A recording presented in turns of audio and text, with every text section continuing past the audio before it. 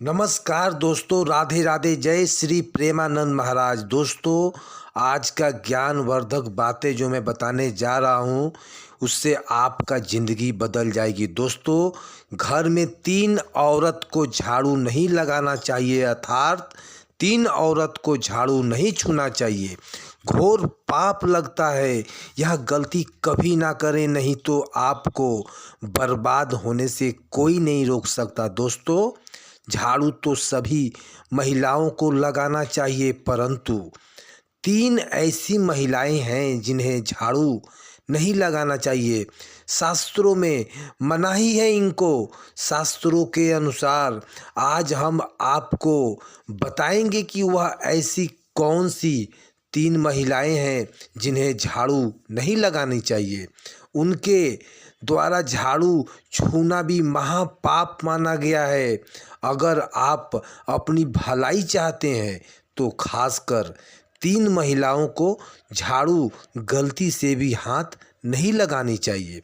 दोस्तों, आगे बढ़ने से पहले सच्चे मन से कमेंट बॉक्स में लिखें जय माता लक्ष्मी, क्योंकि झाड़ू माता लक्ष्मी का प्रतीक है। और हमारे चैनल को ज़रूर सब्सक्राइब करें और इस बेल आइकन को दबाना ना भूलें, क्योंकि हम ऐसी कई वीडियो लेकर आपके सामने आते रहते हैं जिनसे आपको फ़ायदा मिलेगा। दोस्तों, घर या हो या ऑफिस, उसमें इस्तेमाल की जाने वाली झाड़ू का बड़ा ही महत्व होता है। इसे लक्ष्मी का प्रतीक माना जाता है। लेकिन क्या कभी आपने गौर किया कि झाड़ू की वजह से घर में कई बार अशुभ चीज़ें घटने लगती है। वास्तु के मुताबिक यदि झाड़ू लगाने या रखने में सावधानी ना बरती जाए तो घर की पूरी बरकत चली जाती है। जो आपने कमाए होते हैं वह खत्म हो जाता है। अचानक परेशानी बढ़ जाती है और धन का खात्मा होने लगता है। धन संपत्ति नष्ट होने लगती है। दोस्तों, यह बात शायद ही कोई जानता हो। ऐसे में आज हम आपको बताएंगे कि वह ऐसी कौन सी 3 महिलाएं हैं जिन्हें झाड़ू नहीं लगानी चाहिए। उसके द्वारा झाड़ू छूना भी घोर पाप माना गया है। और इसलिए शुरू करते हैं। दोस्तों, नंबर 1, गर्भवती महिला। दोस्तों, गर्भवती महिला शास्त्रों के अनुसार बताया जाता है कि किसी भी गर्भवती महिला को झाड़ू नहीं छूना चाहिए, अर्थात झाड़ू घर में नहीं लगानी चाहिए, मना जा किया जाता है। ऐसे में सिर्फ होने वाली संतान को कष्ट मिलते हैं, अपितु शिशु को जन्म देने वाली महिला को भी घोर पाप लगता है। यानी गर्भवती द्वारा झाड़ू छूने पर उसे महिला को कई गुना पीड़ा भोगनी पड़ती है। आयुर्वेद के अनुसार कहा जाता है कि गर्भवती महिला को ऐसे समय में झाड़ू पोंछा नहीं लगाना चाहिए। आयुर्वेद का मानना है कि ऐसे समय में योग आसन करना चाहिए। और क्योंकि झाड़ू लगाने पर शरीर में काफ़ी प्रेशर पड़ता है, जिसके कारण होने वाला शिशु कई कष्टों को झेलता है। वहीं गरुड़ पुराण में बताया जाता है कि जब कोई गर्भवती महिला शिशु को 9 महीने पेट में रखती है तो उसका दर्जा कई लाख गुना बढ़ जाता है। ऐसी स्त्री के चरण छूने पर व्यक्ति स्वर्ग को पा लेता है। परंतु जो महिला गर्भवती अवस्था में अगर झाड़ू लगाती है या छूती है तो वह कष्ट के समान होता है। अगर कोई दूसरा व्यक्ति ऐसे उसे झाड़ू लगाने पर बोलता है या कोई भी काम करवाता है तो उसे घोर पाप लगता है। कम से कम इस समय आराम करें, योगासन करें। योगा करने से संतान फलीभूत होती है और बुद्धिमानी भी। दोस्तों, नंबर 2, बीमार व्यक्ति। बीमार व्यक्ति शास्त्रों के अनुसार कभी कोई काम नहीं करवाना चाहिए, उसे आराम करना चाहिए। ऐसे में बात जब झाड़ू लगाने की हो तो किसी भी महिला को इस समय झाड़ू नहीं छूना चाहिए। ऐसी अवस्था में झाड़ू लगाना और छूना पाप माना गया है। इससे उल्टा बीमार व्यक्ति को पाप लग जाता है, क्योंकि झाड़ू को लगाने के लिए पर्याप्त मात्रा में ऊर्जा की ज़रूरत पड़ती है। ऐसे में बीमार व्यक्ति को झाड़ू नहीं लगाना चाहिए। झाड़ू तभी लगाएं जब आप शारीरिक रूप से संपन्न हो। कि जब कोई बीमार व्यक्ति झाड़ू लगाता है तब घर में धन की हानि होती है, धन संपत्ति धीरे धीरे नष्ट होने लगती है, क्योंकि ऐसे में बीमार व्यक्ति और कई गुना बीमार हो जाता है, जिसके कारण धन की हानि होती है। इसलिए आराम करें और कामकाज किसी और से करवा लें। दोस्तों, नंबर 3, मासिक धर्म। मासिक धर्म में स्त्री की मानसिक पीड़ा एक ऐसा दर्द है जो शायद ही कोई जानता हो। कहा जाता है कि महिलाओं को इस समय आराम करना चाहिए और कोई भी घर का ऐसा कार्य नहीं करना चाहिए जिसके कारण तकलीफ और बढ़ जाए। इस समय ना तो रसोई घर में जाना चाहिए और ना ही झाड़ू को छूना चाहिए। ऐसे में तुलसी में पानी भी नहीं डालना चाहिए। माना जाता है कि मासिक धर्म के दौरान घर में झाड़ू पोछा पाप माना गया है। इससे झाड़ू अपवित्र हो जाता है और स्त्री को पाप लग जाता है। ऐसे में घर में धन की बर्बादी होने लगती है। माता लक्ष्मी क्रोधित हो जाती है, क्योंकि माता लक्ष्मी नहीं कहती कि मासिक पीड़ा में आप झाड़ू लगाएं तथा पोछा लगाएं, बल्कि माँ ये कहती है कि ऐसे समय में स्त्री को आराम करना चाहिए। माता लक्ष्मी स्वयं कहती हैं, मासिक पीड़ा में स्त्री को अपना ध्यान अच्छे से रखना चाहिए और आराम करना चाहिए। ऐसे में जो भी व्यक्ति मासिक पीड़ा महिलाओं से काम काज करवाता है तो उसे भी घोर पाप लगता है, क्योंकि शास्त्रों में बताया जाता है कि ऐसे समय में नारी को विश्राम करना चाहिए।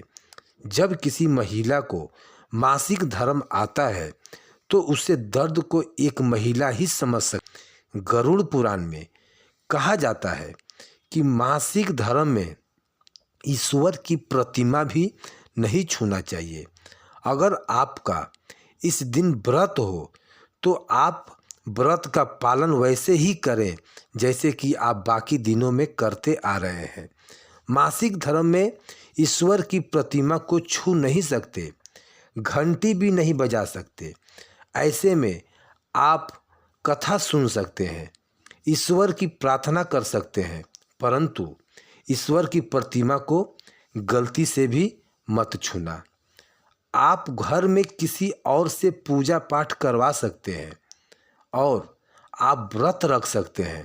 शास्त्रों में एक और प्रावधान है कि जो भी व्यक्ति मासिक पीड़ा महिला से सेवा करवाता है तो वह व्यक्ति माता लक्ष्मी की कृपा पाता है। ऐसे समय में स्त्री की सेवा करना माना गया है। दोस्तों, नंबर 4, मासिक धर्म के दौरान रसोई घर में खाना क्यों नहीं बनाना चाहिए, चलिए जानते हैं। माना जाता है कि इस समय महिलाओं के अंदर से कई ऐसे अवशेष निकलते हैं जिसके कारण वह खाना भी दूषित हो जाता है। कहा जाता है कि परेशानी में आकर या दर्द में आकर भोजन बनाना या किसी को खिलाना स्वयं उस भोजन को जहर के समान माना गया है। गरुड़ पुराण में माना जाता है कि किसी व्यक्ति बीमार को भोजन नहीं बनाना चाहिए, क्योंकि वो व्यक्ति बीमार है तो ऐसे में उसके बुरे अवशेष खाने में चला जाता है और आप भी बीमार पड़ सकते हैं।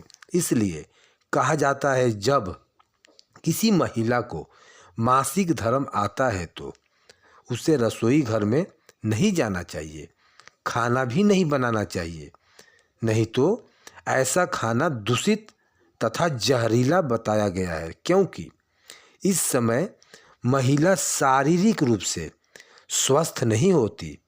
अगर आपको बुखार है, सर दर्द है या खांसी जुकाम भी, तब भी आप रसोई घर में खाना न बनाएं। ऐसा खाना भी दूषित बताया गया है। इस समय आपको विश्राम करना चाहिए दोस्तों। नंबर 5, मासिक धर्म के दौरान पति पत्नी को ऐसा समय में दूरी बनाकर रखना चाहिए। इस समय पत्नी के साथ संभोग करना या उन्हें परेशान करना घोर पाप के बराबर माना गया है। इससे आपको नरक के दरवाजे खुल सकते हैं। आपका अगला जन्म किसी जानवर के रूप में हो सकता है। शास्त्रों में कहा जाता है कि इस समय जो भी पुरुष किसी महिला के साथ संभोग करता है या उसे परेशान करता है तो उसे नरक में जाना पड़ता है। साथ ही साथ उसका अगला जन्म किसी जानवर के रूप में हो सकता है, क्योंकि इस वक्त महिला शारीरिक रूप से स्वस्थ नहीं होती। वह इस समय कई ऐसे दर्दों को तथा कष्टों को झेल रही होती है जिसे आप नज़रअंदाज भी नहीं कर सकते। मासिक धर्म का दर्द स्त्री को झंझोड़ कर रख देता है। ईश्वर स्वयं कहते हैं, जब कोई नई मासिक धर्म का पालन कर रही है तो उसे कष्ट नहीं देना चाहिए, बल्कि उसे आराम करना चाहिए और उसकी सेवा करना चाहिए। इसलिए कहा जाता है कि मासिक धर्म के दौरान महिलाओं को ऐसा कोई भी कार्य नहीं करना चाहिए जिससे कि उसकी पीड़ा और बढ़ जाए। ऐसे में आप आराम ही करें और शरीर को साफ रखें। दोस्तों, नंबर 6, क्या मासिक धर्म के दौरान शिशु को स्तनपान कराया जा सकता है? आइए जानते हैं। हमारे शास्त्रों में ऐसा कहा गया है कि माँ का दूध कभी भी जहरीला नहीं होता। इसे अमृत के समान माना गया है।